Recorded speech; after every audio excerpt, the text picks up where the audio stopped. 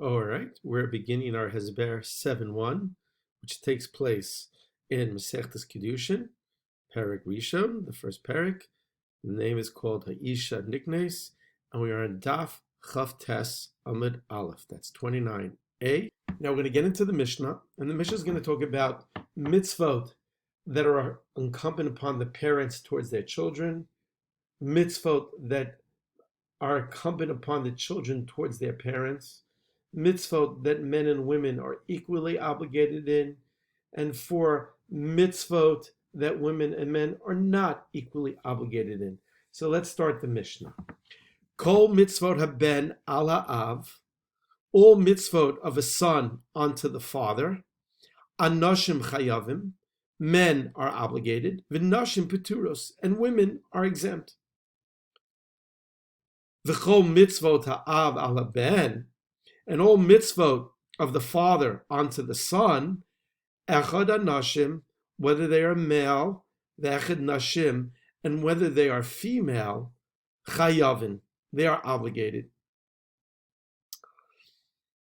Kol v'chol mitzvot aseh, all positive mitzvot, mitzvot that have an action to do something. Shahazman grama, that have a time requirement. Shahazman grama, they have a time requirement, such as tzitzit, lulav, they have to be done during the day. Anashim chayavim, men are obligated. V'nashim peturos, and women are exempt.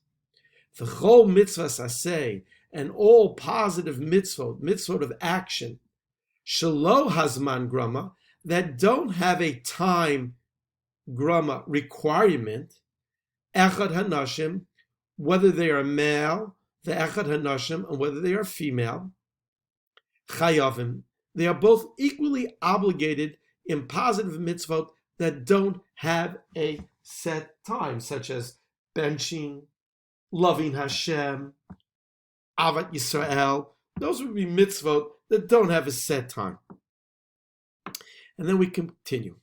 V'chol mitzvot lo ta'aseh, and all mitzvot that are lo ta'aseh, prohibited actions, such as not eating treif, not being mechal Shabbos, bein shahazman grama, whether they are mitzvot that have a time requirement, or bein shelo hazman grama, or whether they are mitzvot that don't have a time requirement, echad hanashim, ve'echad hanashim, whether you are a male or a female, chayavin, you are obligated to keep all mitzvot lo ta'aseh, not to worship avodah zarah, not to curse God, not to hit you or curse your parents.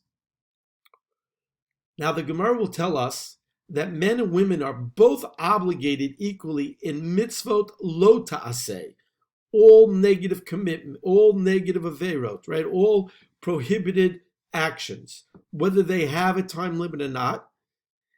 But there are three exceptions where women are not obligated in these lo ta'asehs. What are they? Chutz, except mibal takif, to cutting their payas. That means their side locks of their face.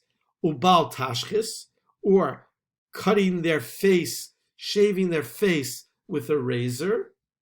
Ubal titma lemesim, or becoming impure by touching dead people. Only the male Kohanim were obligated in avoiding dead bodies.